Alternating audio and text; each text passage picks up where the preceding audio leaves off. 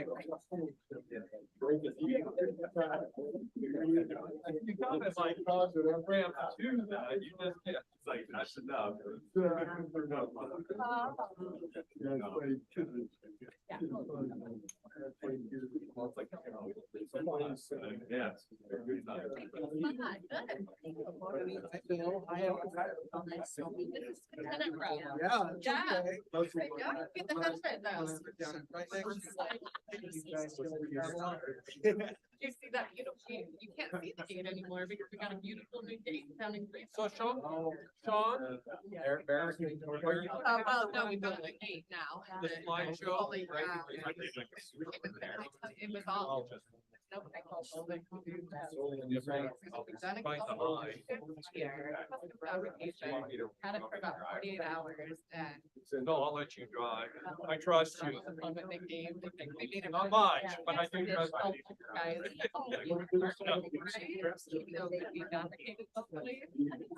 you know, we call them, you know. You know, the thing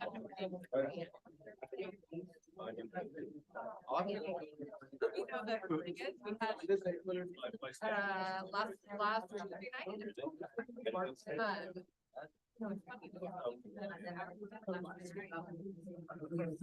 last Tuesday night.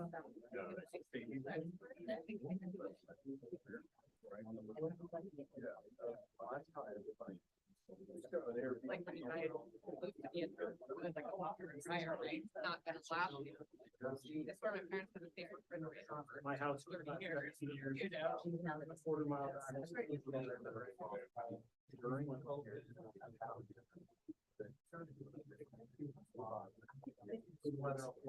Yeah. We have a little bit.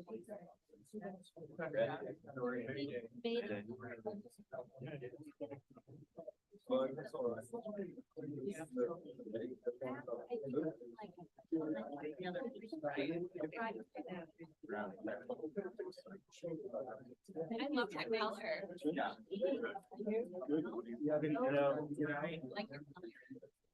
Jacob gets married on May the 4th. Good morning. Good morning. I'd like to call the regular meeting of the Boise Airport Commission scheduled for today, May 1st, starting at 9:03. Roll call, please. Westergaard, Here. Morales, Here. Nancolis, Here. Carlson, Here. Donellan, Here. Vasconcellos, Here. Bossiger, I'm here. online, Conklin, absent, we have a quorum. Cunningham. Oh, I'm so sorry. Sorry, I can leave. No, because we need you. Thank you for coming. I wanted to say like. I usually get credit for being here when That's right. I'm not. John's here instead. Okay, so approval of the minutes. Do we have a motion to approve the minutes of our April meeting? Move to approve. Second. All in favor? Aye. I'm Minutes approved for April 3rd, 2024. It looks like we have no unfinished business. So we can go right into the director's report. We have Sean Riggs delivering that today. Well, good morning. Thanks for joining us today. Rebecca is in Nashville today, and she's attending the AAAE National Conference. She's there with Beth Summer, our Deputy Director of Planning and Development. So you get the B team today, or maybe the C team since Alex isn't sitting here. So down the line.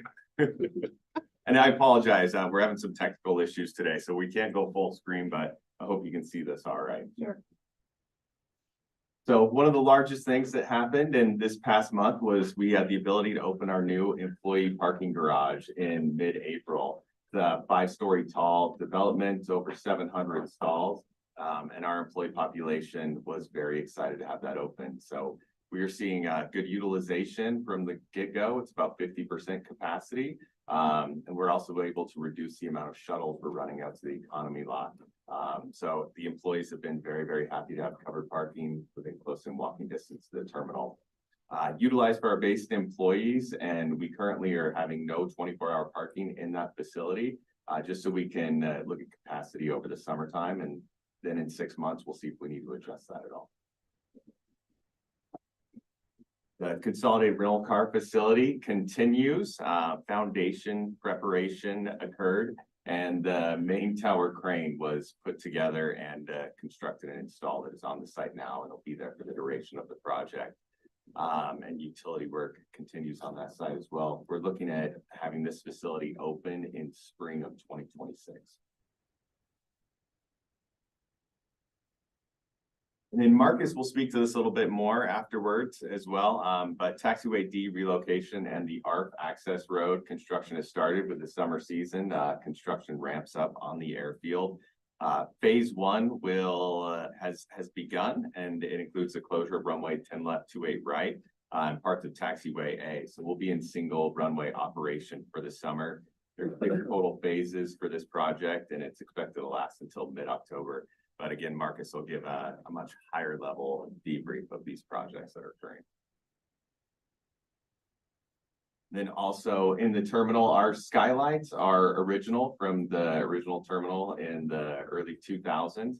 And so they are aging infrastructure and do need replaced. This is a multi-phase project as well. We are currently replacing the skylights above the food court and concourse C. So if you're traveling, you may notice the drop cloth that's down there to keep the airport clean, but also protect in case any equipment were to fall while these individuals are working on it. The second phase will be in the rotunda, and that's expected to start in late May and be completed in June. And then another exciting development associated with Concourse A.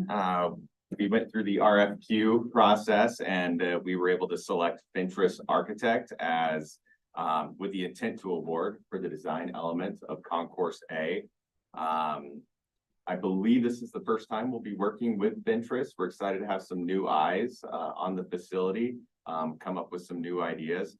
One of the other aviation projects Ventress recently did was the Nashville airport. And so while Rebecca and Beth are in Nashville this week, they're going to tour that facility and see some of the work they did in Nashville. We're targeting a contract with them this summer in June of 24. Just an update on the Jackson Jet Center hangar collapse, the tragic incident that took place back in January. OSHA investigators have determined they've gained all the evidence they need from the site, and they've turned that back over to Big D builders. Big D builders took possession of the site at the end of April, and then OSHA is expected to complete their investigation in June and offer their findings. Or July, I'm sorry. One of the things we constantly hear from our passengers when they're traveling through the airport and they're taking our passenger survey is we need more charging stations throughout the terminal. Obviously with laptops and cell phones and everything having a lithium-ion battery that needs recharge, this is a necessity. So we added 6 of these pillar charging stations throughout the airport, 5 on Concourse B and 1 on Concourse C.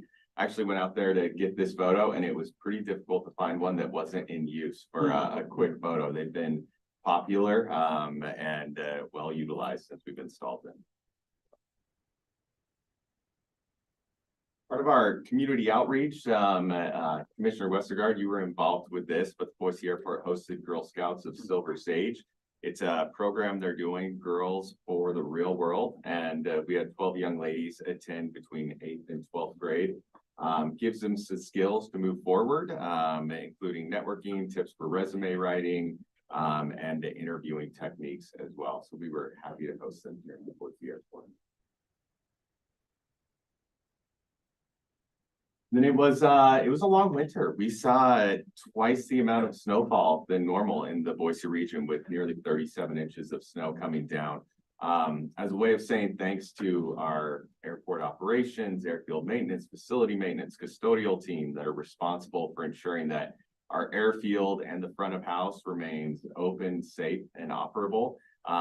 Just wanted to thank them with a barbecue. So we hosted everybody at airfield maintenance and had a barbecue that day, just as a way of saying thank you for all the work that went into keeping the operation moving this past winter. And also a well-deserved internal promotion. James has been with the city of Boise for over 11 years now. And he has taken the position as the airfield maintenance supervisor. So congratulations to James. It's well-deserved. Then looking at March employments, we were relatively flat. We were just slightly above 2023 passenger accounts. You know, it's interesting. I was talking to someone the other day and we were talking about hotel data, and they said it's impressive to remain flat right now when we've seen the years of growth for the past 5 years. So even remaining flat after seeing all of that growth is certainly an accomplishment. It's also slightly welcomed by the airport as we continue to catch up on all the construction projects and continue to offer the services demanded by the traveling public. And we see it similarly with the total 2024 passenger counts year to date, slightly above 2023, only by about 5,000 passengers. So a quick look at our operating revenue. Some of the things that stand out is the signatory airline landing fees. As part of the airline use and lease agreement, we renegotiated that rate. So airlines are paying a higher rate when they land and depart here. And so that's why we see a large increase there. We also saw Spirit Airlines sign on as a signatory airline. And so that helped increase that revenue as well. One of the other things is the parking facility on this list, and that's due to the addition of the East Public Garage. We've seen parking revenue increase by about 25%, moving people from the economy lot to the East Garage that want to park close in and have that opportunity. Madam Chairman, Sean, I apologize, and I don't know if you're going to touch on it or if it even has affected us, but has any of the issues with Boeing and some of the carriers that are using Boeing, has that affected our airport at all? I can't say that we have a direct impact, but I think airlines are being more cautious when it comes to air service development and the new markets they enter or the markets they serve. And so that has slowly become a goal of air service development where we're trying to retain the service we have. We certainly want to recruit new service, have new destinations, but I think there's a big importance on retaining the service you have just because of the supply chain shortage with the issues going. Thank you, Madam Chair. Thank you, Sean. Then when we look at our operating expenses, they're up 12% overall. Some of the items you'll see personnel, we had a one-time 3% bonus to staff that has increased this, and we also have seen pay wages increase as well. Some of the other things, fire and policing, it was due to contract negotiation, increased vehicles to our fleet overall. As our team grows and we have the ability to run more vehicles on the airfield that are needed, we've increased that fleet capacity. So each quarter, we also receive air service statistics. This is from year ended Q4 2023. It's the latest data that we have available directly from the airlines. When we take a look at our top origination destination markets, they've remained relatively the same with Seattle, Las Vegas, Phoenix, Portland, and Denver in the top 5. But 15 of those top 20 markets have seen passenger increases, with Spokane seeing the highest increase of passenger traffic from Boise. And then when we look at our trends, in that past year, we saw seat capacity increase by 5%, with passengers up 6% for the full year. Which brings our load factor to an average of 84, which for a market of Boise size, an 84% load factor is something that's solid that the airlines look at as a success. So strong load factors. Then our airline market share, as you can see, Alaska still holds the market share with 25%, but we are seeing competition get even closer. United gained 1 point of market share and Alaska lost 1 point of market share in this past quarter. The strong competition is a benefit for the airport and our passenger traffic, but we now have 3 airlines with over 20% of market share, so strong competitive standpoint.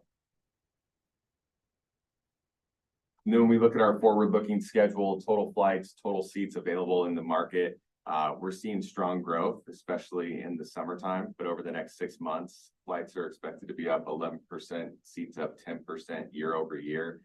Schedule certainly can change. So we'll see what June, July, August looks like as we get a little bit closer and as airlines adjust schedules. But there certainly is looking to have more capacity in Boise this year.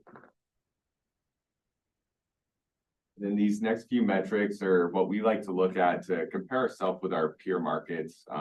We kind of determine our peer markets with airports that have a similar enplanements as the Boise airport, and also some of them with similar geographic areas. So when we take a look at seats per capita, we remain flat quarter over quarter with nearly a full percentage point over the system average at 3.46. And we come in fourth with our peers in terms of seats per capita. Then with the airfare comparison, well, Boise Airport ranks second for most origination destination passengers. Our average airfare, and this is on a single ticket, one way, came in at $189, and we're the fourth lowest average domestic fare. And then finally, our year over year comparison. One element on here that is fairly impressive is we have the third highest percentage passenger increase compared to our peer airports. Des Moines was slightly lower, or no, Des Moines was slightly higher, and Tulsa was just slightly lower, coming at that 11% increase in total passengers. With that, that concludes my report. Is there any questions? Well done. Thank you. Sean, I love all the great news. Does anyone have any questions for Sean? Thank you. Thanks for making it easy on me. Great, so we're on to commissioners' comments. Is Commissioner Bosinger still online? Is she able to give an update?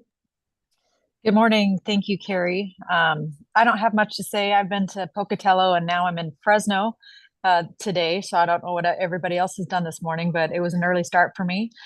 So I just wanted to thank Carrie for taking the helm today, and I'll hopefully see everybody next month.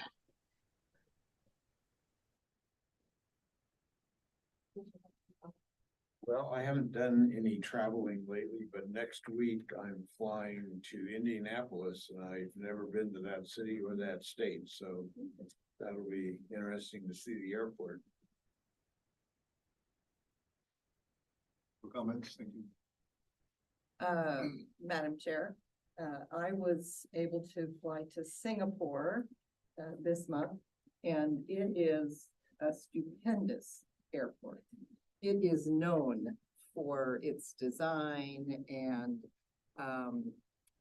beautiful, a lot of greenery, beautiful like waterworks inside. I mean, it's quite a welcome to Singapore, which is also, you know, quite an amazing city, country, island. And then I flew back and I flew to Calgary, which isn't too far from here. Just go up on Alaska to Seattle. Bill, I know you go there quite a bit because of family. It's an easy airport to get in and out of. I still prefer our airport for the size. And I had really no issues at all, which was wonderful whenever you travel overseas to have it be smooth. is nice. And passport control with global entry is, wow, what a smooth process. You don't really wait in any lines. And so you're out of there very fast. Always good to be home.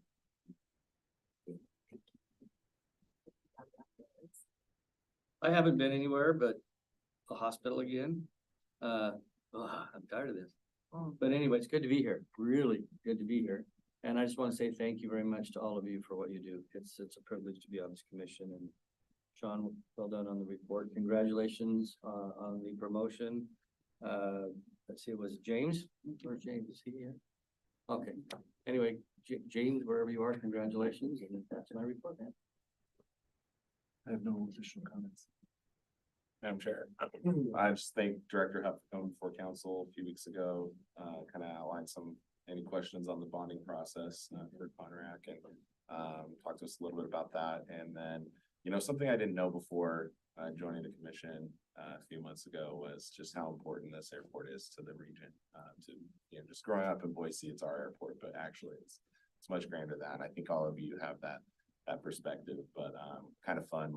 I've got a brother and sister-in-law in Burley that are in town this morning to fly out of the Boise airport. It was just another reminder of how important this team is for a lot more than just our bubble here in Boise. So thank you all for everything you do for quite wider community than we usually kind of remember. So thanks.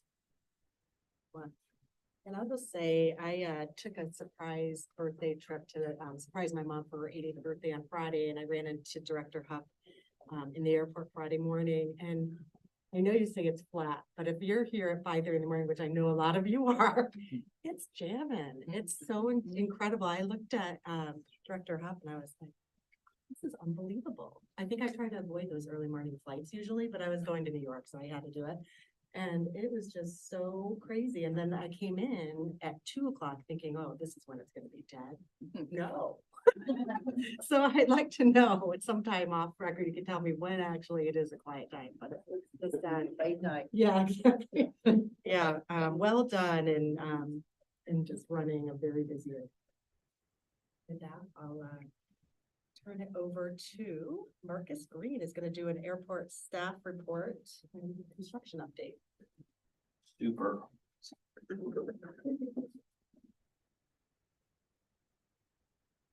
I should move this or I'll knock it down and everything. So if Sean's the C team, then I'm definitely the D or F team. So taxiway Delta, I guess, huh?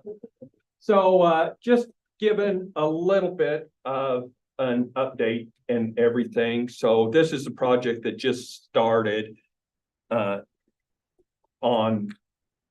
well, it would have been a week ago on Monday, April 22nd. And just to give a little bit of background is we just don't like to, create havoc out on the airfield by closing down runways and everything. But this taxiway relocation is kind of mandated by the FAA and current geometric standards and everything. They do not want any crossfield taxiways in the center third of the runways. So that they consider that the high impact zone. So if you do have an incursion or whatever, they're just trying to mitigate the catastrophic effect of an issue there. So that's what this is. The existing taxiway delta is also skewed. It's not perpendicular to the runways, and they also want those the runways to be perpendicular just for site issues for the pilots and stuff coming up to the runways.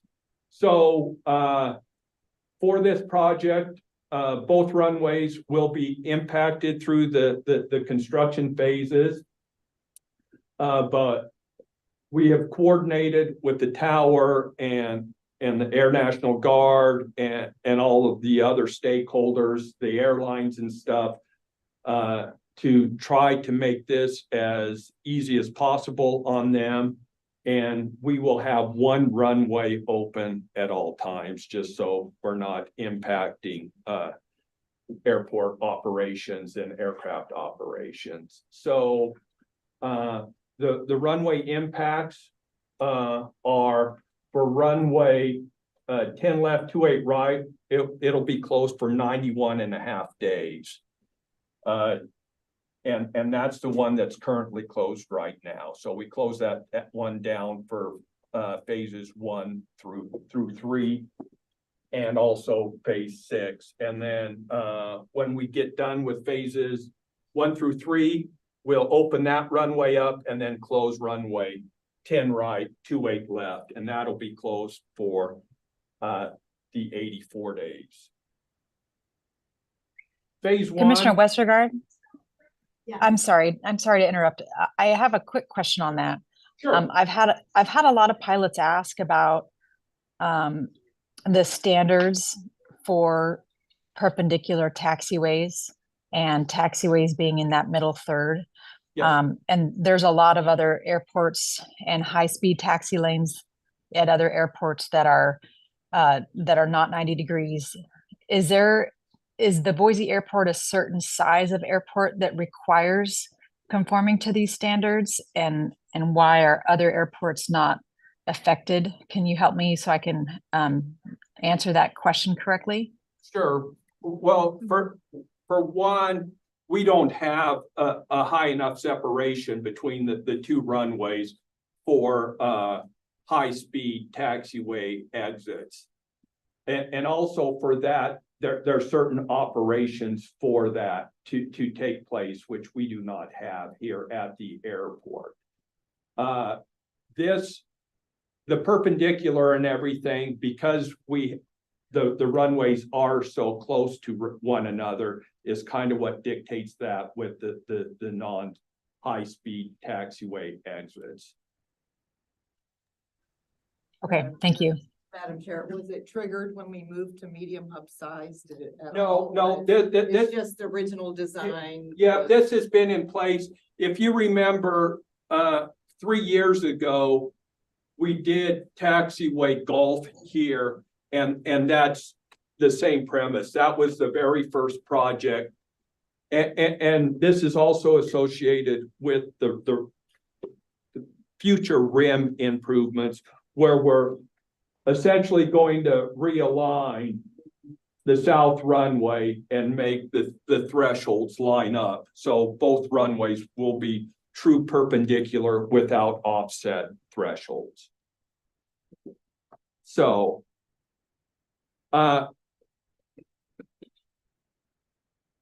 any other questions? So phase 1, like I said, is it started on April 22nd, and it is going to be roughly 28 calendar days.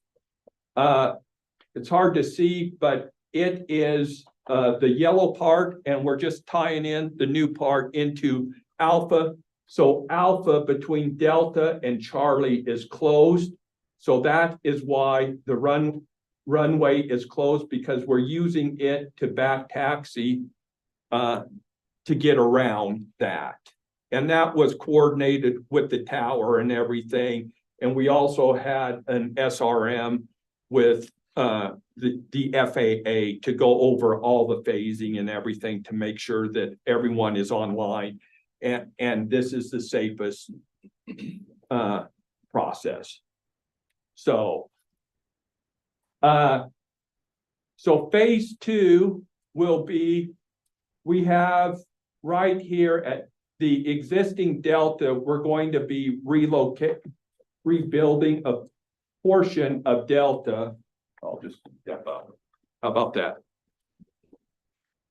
Kind of hard to see.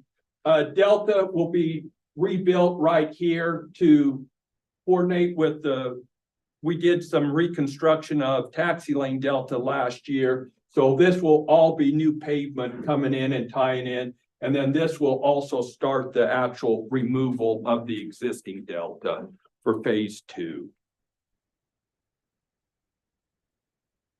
Phase 3 I also forgot to mention, I apologize, is if you see right here, a little purple line, that is the new center airfield ARF access road. And that's to help reduce any time and everything. So if there is an emergency, ARF can come out and access the center of the airfield to help reduce any time constraints in the future.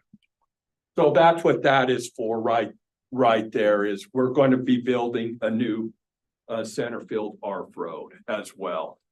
So this phase will be removing this portion of the existing delta and then building the new perpendicular portion and tying that in to the runway 10 left. This is essentially 49 calendar days, and this will take us to about the middle of July.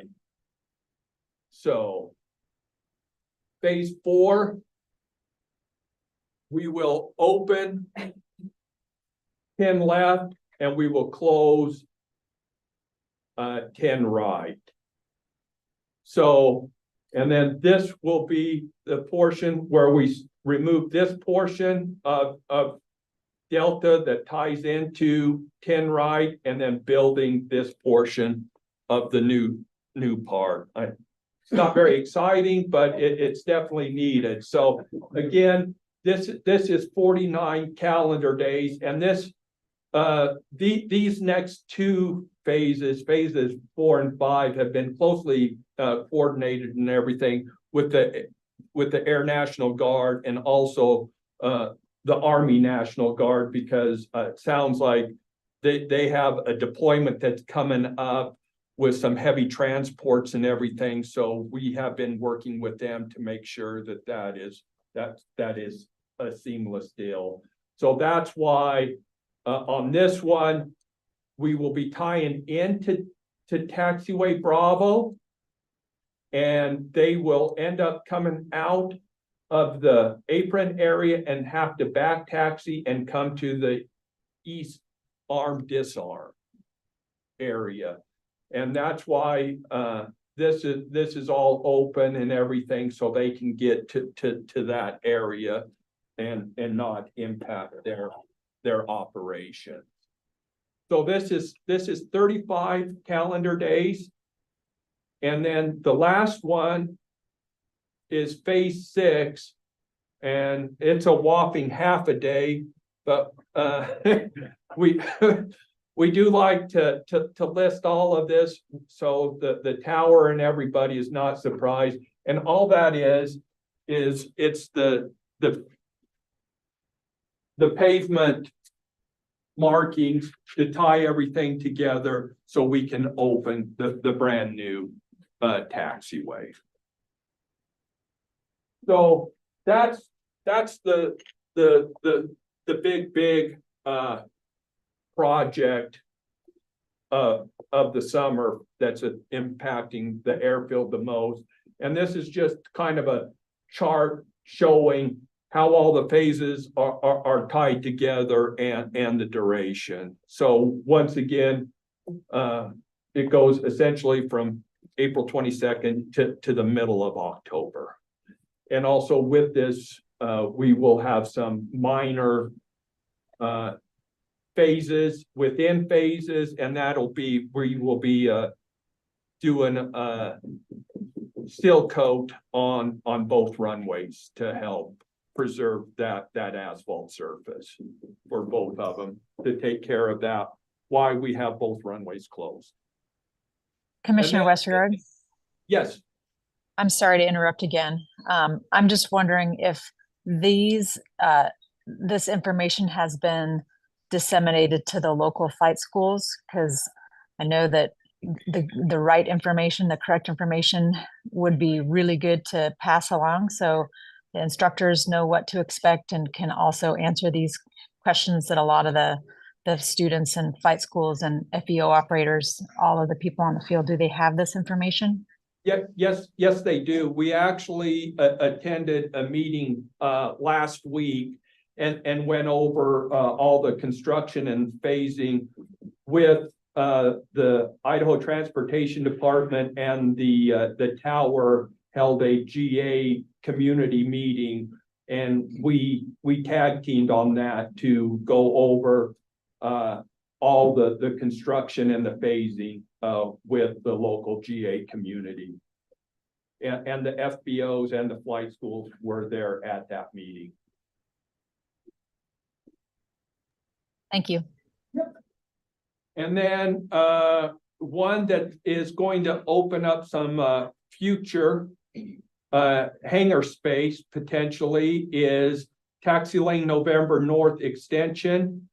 I don't know if you remember, last year we built Taxi Lane November North, which is just a parallel taxiway on the north side of Alpha over by Al Scott, between Al Scott and Idaho Helicopter. And this will be going to the north.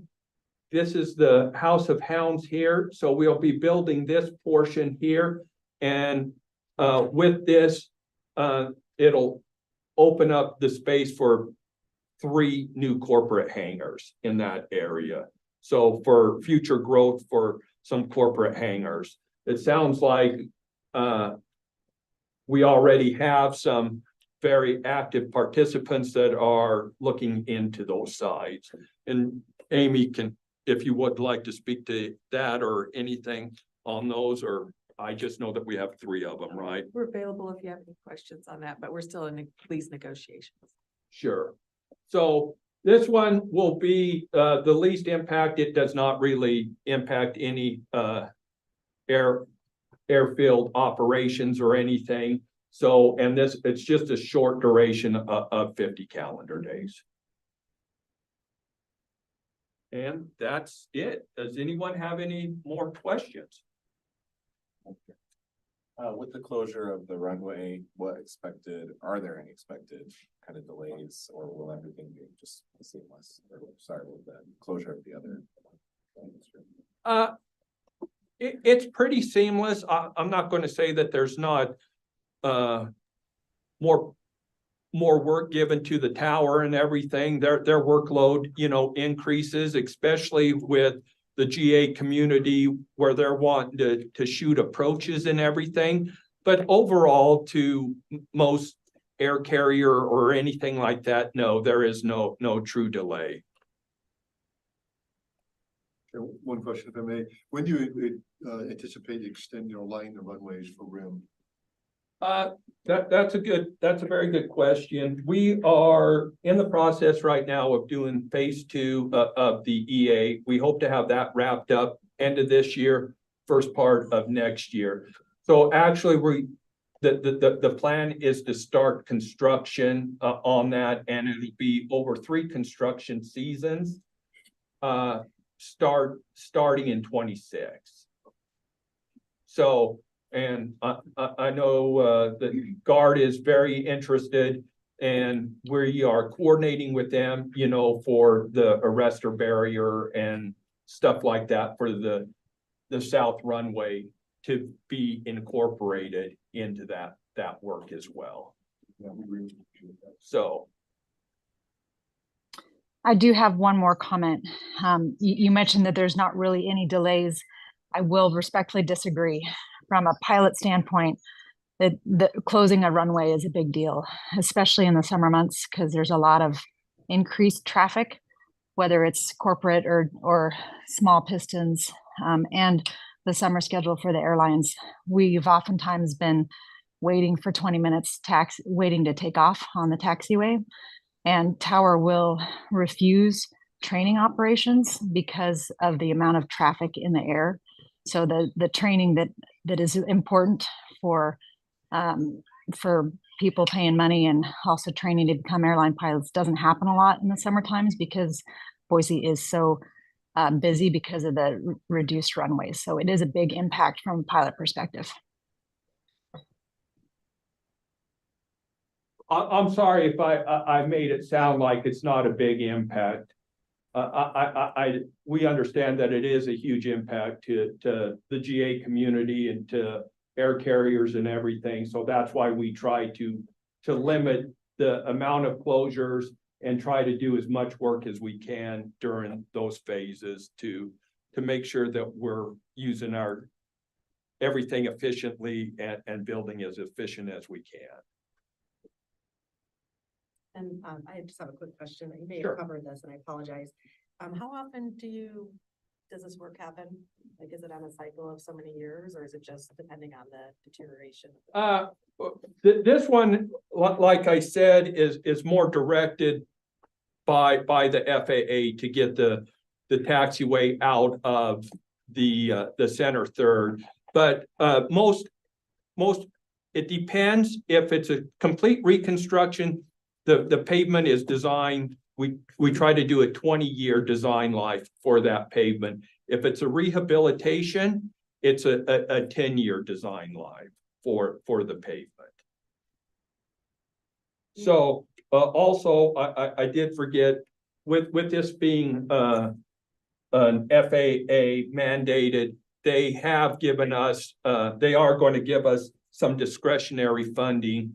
This project is a little over $14 million, and we will receive some discretionary funding from the FAA because of the safety importance of relocating this taxiway.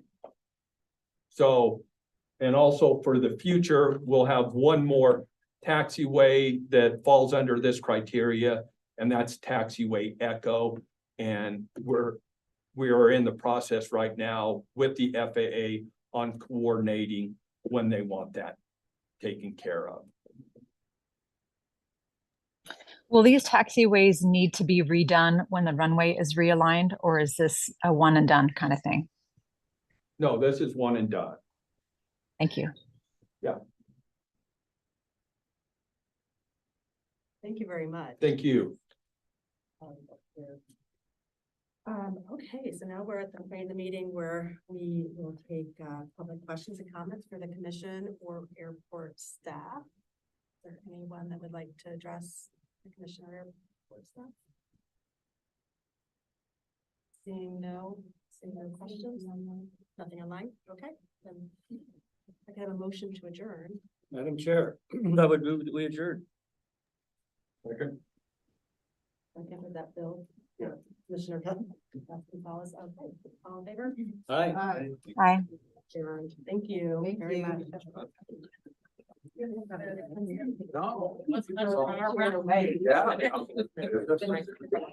Yeah.